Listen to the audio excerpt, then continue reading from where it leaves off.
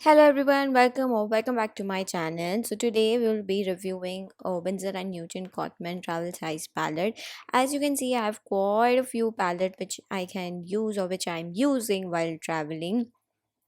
The first one is 2B watercolor set. Now these set comes in different colors and different theme.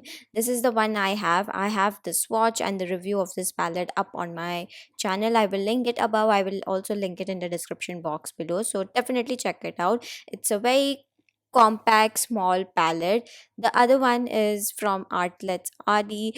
She's my friend and she gifted me this one. It is again a handmade watercolor palette, beautiful range of colors, quite compact. I really love using them.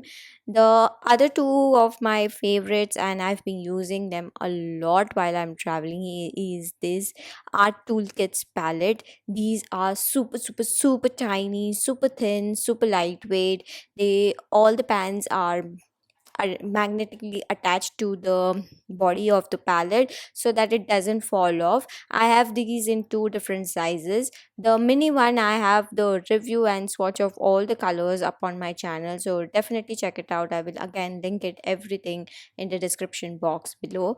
Other than that, I will link all the products which you can see over here in the description box, so that in case you want to check it out, definitely have a look. The problem with the art toolkit palette was that it didn't have a lot of mixing area, and when I'm painting on a large sketchbook it gets difficult. So I was looking for a palette which had a good mixing area as well as it was compact, and then I found this one. I'm sure it's again a very compact palette. It is even thinner than this 2V watercolor palette, and more or less it is almost same size, which I'm really excited about. So whenever I'm traveling, I really like to travel light, something which I can fit in my smallest sling bag or maybe in my backpack. So this is always my motto whenever I'm purchasing anything for my travel. So yeah, I'm really excited for this one. So if you can see, it has a warm and cool primaries, which I am so excited about. And if you have these six colors in your palette, you can mix any color. So I'm pretty happy about that thing. And then you have other colors like the greens and brown sienna, burnt amber, and yellow ochre, and the Chinese white, right? So that's the 12 color palette. When I opened it up, it comes with the palette and a little pamphlet which talks about all the Cotman colors they have in the series. And the palette comes with a tiny little travel brush, and it also has tiny little hole, so in case if you just close the lid, even if the brush is wet, it is not a problem because the air still flows in.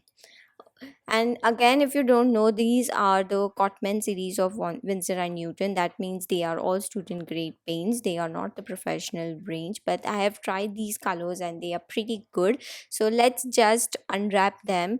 If you can see, all the details about the colors and everything is mentioned on the pan itself. So yeah, let's watch them one by one and see how pigmented or how they wet when you apply water to it. So let's do that. So let's first start with the lemon yellow.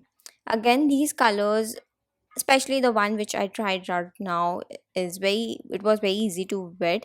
Again, I did apply a drop of water in each of the pan before I started so that they are reactivated, and I do this every time when I paint. So whenever I start sketching, I always spray a little bit of water to my palette so that whenever I start painting, all the colors are being little bit more moist and more creamy, right? So this is it. So this one, the first one which we swatched was the lemon yellow, which is the cool yellow. Then the second one was the cadmium yellow, which is the warm yellow.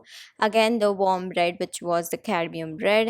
If you can see, these colors are super easy to get it on the brush. They are super creamy, they are quite transparent, which is really good, especially when you are just starting out with the watercolors, because as you know, you cannot layer lighter colors on top of the darker colors. So it's very important that you start with the light, and as you move towards your painting or move ahead with your work, you can layer it up with the darker and darker value.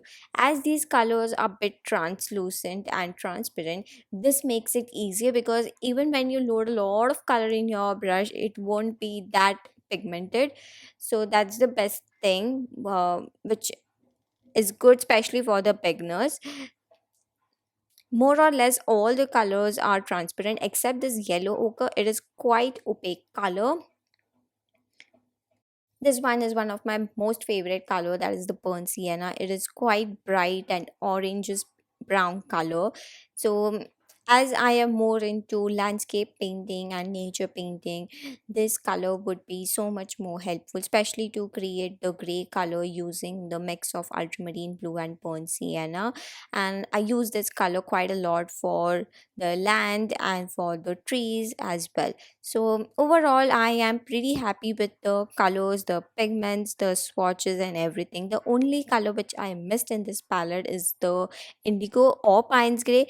I use those colors to darken any value. So if the palette had one dark blue or black, or maybe better option would be the pines gray, it would have been a complete palette.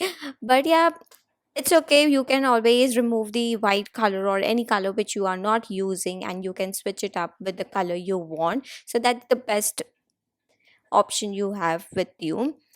And yeah, this is it. I really love the size of this palette, the quality, and everything. I'm pretty happy with this one, and I'm really excited to travel and to paint with this. So, yeah, that's it for now. I hope you enjoyed and this was helpful. Like always, don't forget to like, share, and subscribe to my channel so that you don't miss out on the further videos. That's it. I'll see you guys really soon. Bye.